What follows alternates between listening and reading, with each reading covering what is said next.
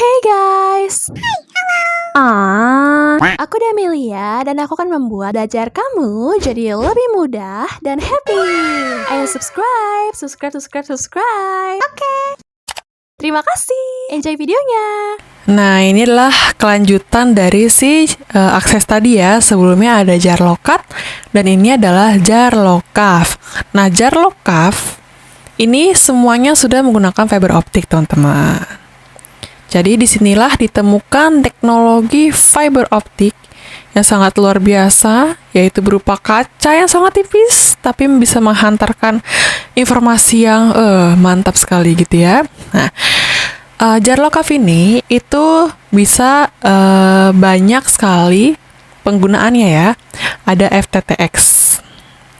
Nah, X-nya di sini itu bisa bermacam-macam. Jadi fiber to the X. Nah, X itu macam-macam.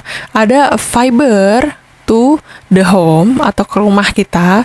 Ada fiber to the building atau ke bangunan-bangunan gedung gitu ya. Ada fiber to the curb. Ada fiber to the zone dan ada macam-macam fiber to the-nya. Oke?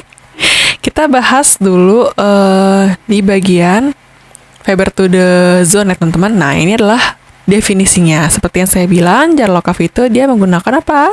Fiber optik, sehingga informasinya itu lebih cepat, ya kan? Lebih cepat, jauh lebih cepat dibandingkan memakai kabel Cooper seperti jar lookup. Nah, ini adalah yang pertama, yaitu fiber to the zone. Jadi di sini ada perangkat, yaitu dinamakan dengan TKO di sini ya. Ini ada TKO. TKO itu terletaknya adalah di satu tempat yang di luar bangunan gitu teman-teman. Nanti dari pelanggan itu akan dihubungkan dengan TKO ini menggunakan kabel. Karena fiber to the zone itu merupakan hasil pengembangan dari jaringan sebelumnya ya, yaitu berupa jaringan jar lookup. Kalau jaringan sebelumnya kan jar lookup nih. Jar lookup. Ini masih menggunakan tembaga ya, Cooper. Nah, sekarang itu menggunakan jar lookup. Nah, sekarang ini sudah menggunakan fiber optik. Nah, tetapi dalam implementasinya, pastilah ketika pengen mengimplementasikan si fiber optik awal-awalnya, enggak sepenuhnya seluruhnya itu berupa fiber optik langsung ya kan? Pasti dia masih menggunakan teknologi sebelumnya, yaitu si Cooper ini. Nah, itulah yang terjadi pada fiber to the zone. Jadi, dari si sentral ya, sampai ke rumah ini, yang dulunya si jar lookup ini, semuanya itu belum merupakan fiber optik, yaitu merupakan kabel Cooper ini, di fiber to the zone, itu dari sentral ke rumah kabel ini, dia sudah menggunakan fiber optik. Tetapi, dari si rumah kabel ini, ya, rumah kabel, ke akses ya ke user langsung, dia masih belum menggunakan fiber optik. Jadi dia di sini masih menggunakan si Cooper. Kalau di sini sudah FO. Karena apa?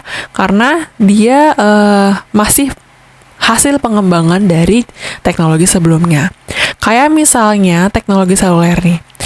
Ketika ada muncul teknologi baru, sekarang kan kita kan menggunakan 5G. Muncul nih. Sekarang kita menggunakan 4G, muncul nih 5G. 5G ini baru muncul, baru sebulan kalau nggak salah. Dia kan di bulan Mei ya. Sekarang udah bulan Juni 2021. Nah, pas 5G muncul kan nggak ucuk-ucuk sih seluruh infrastruktur kita kan menggunakan 5G ya, nggak sih? Jadi kan dulu-dulunya kan kita menggunakan 4G ya. Ada InnoTB, ada SGW, PGW, MME, HSS, PCRF, dan sebagainya macamnya gitu kan. Nah, nanti nggak ucuk-ucuk dong, tiba-tiba ini semua diubah jadi 5G ya. Pasti awal-awalnya dia menggunakan NSA dulu. Oke, yang non-standalone. Jadi non-standalone itu artinya dari core ke bagian si local exchange ini dia masih menggunakan teknologi yang lama. Nah, tapi yang menggunakan 5G-nya apa? Yang menggunakan 5G adalah dari si usernya sebelah sini ke InnoTB ini atau RAN-nya ya, teman-teman. Radio Access Network-nya. Nah, ini adalah NSA sama seperti yang fiber to the zone. Jadi di sini masih menggunakan belum menggunakan FO, tapi sini sudah menggunakan FO. Jadi bentuknya seperti ini, oke? Kemudian ada lagi yaitu fiber to the curb. Oke. Nah, curve ini apa sih? Jadi curve ini sebenarnya sama seperti si fiber to the zone gitu teman-teman. Jadi dia sama-sama masih ada FO-nya, ada belum FO-nya. Ya seperti itu. Jadi dari sini ke sini dia menggunakan FO, tapi untuk aksesnya masih menggunakan Cooper. Tapi perbedaannya apa dong kalau mereka sama? Jadi perbedaannya adalah merupakan di sisi kapasitas. Jadi kalau si Cooper ini, ya si Corp ini, dia kapasitasnya tuh lebih kecil dibandingkan fiber to the zone. Nah, kita bisa lihat ya. Jadi TKO-nya itu kapasitasnya lebih kecil, yaitu sebesar kurang dari 120 SST atau satuan sambungan telepon. Oke, ini saya tulis. SST adalah singkatan dari satuan sambungan telepon. Di mana SST-nya si Curve itu akan lebih kecil dibandingkan SST-nya si Zone. Kemudian yang Curve ini bisa dianalogikan sebagai pengganti kabel primer. Kalau yang Zone itu pengganti si rumah kabel. Jadi rumah kabel lebih besar gitu ya. Kalau yang kabel primer kan lebih kecil. Nah, selanjutnya ada fiber to the building. Nah, kalau fiber to the building berarti user-usernya itu berupa building-building atau gedung-gedung seperti ini. Oke. Nah, biasanya dia menggunakan PBX atau PABX. Layanan dipakai oleh si building ini ya, teman-teman. Kalau misalnya yang fiber to the building, baik itu dari bagian core sampai ke buildingnya itu sendiri atau usernya, itu semuanya sudah murni fiber optik. Oke, jadi di sini teknologinya itu sudah mulai berkembang gitu ya. Dia sudah SA di sini, standalone si fiber optiknya, tidak menggunakan si Cooper lagi. Nah, kemudian yang saya ingin tanyakan, apa sih bedanya PBX dengan PABX? Jadi kalau PBX itu fitur-fiturnya sebenarnya hampir sama seperti PABX, cuman kalau yang PABX ini lebih lengkap akan fitur-fitur yang ditawarkan. Kayak misalnya, dia kalau menggunakan teleponan itu bisa tri-call party, artinya kan kalau misalnya nelpon kan hanya dedicated ya antara sumber dan tujuan, seperti ini. Hanya boleh 2 user saja. Tapi kalau misalnya di PABX itu bisa tri-call, teman-teman. Jadi ada orang lagi tuh bisa nyambung ke sini. Ya, satu line ini bisa dipakai oleh 3 user.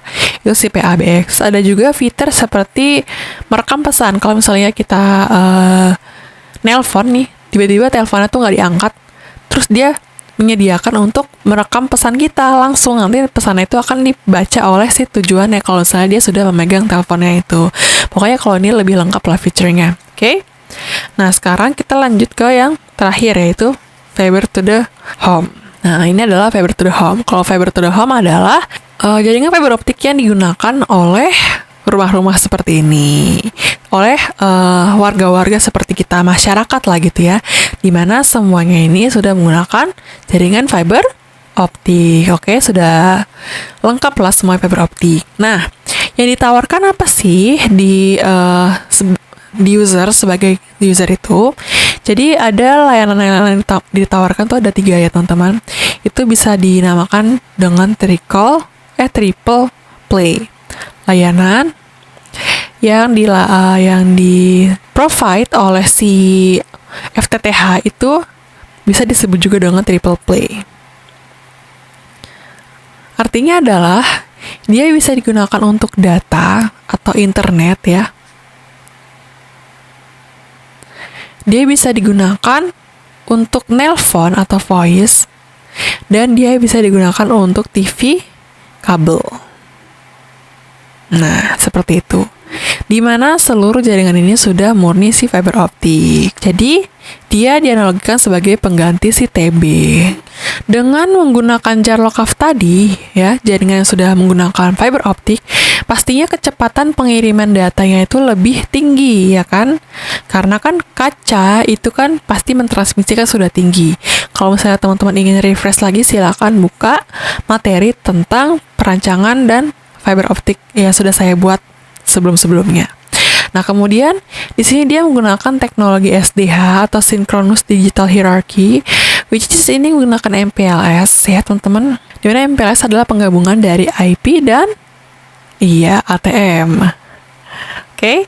Nah, kemudian dia juga bisa menggunakan PON atau Passive Optical Network, dan juga dia bisa menggunakan Active Optical Network. Tetapi yang paling berkembang sih sebenarnya si PON ini loh teman-teman. Karena ini gampang untuk dikembangkan, maka muncullah teknologi yaitu berupa GPON. Di mana GPON ini akan kita bahas pada materi selanjutnya gitu. Jadi perbedaannya apa sih GPON dengan PON? Kalau PON itu masih narrow band ya, artinya lebar pitanya itu masih sempit atau narrow. Nah kalau GPON itu karena dia sudah giga, maka dia lebar pitanya broadband, artinya luas sekali, oke? Nah, begitulah teman-teman cerita tentang jar lokaf. Nah, ini adalah teknologi-teknologi yang dipakai untuk jar lokaf. Kemudian, pada video selanjutnya, kita akan membahas mengenai jar lokar.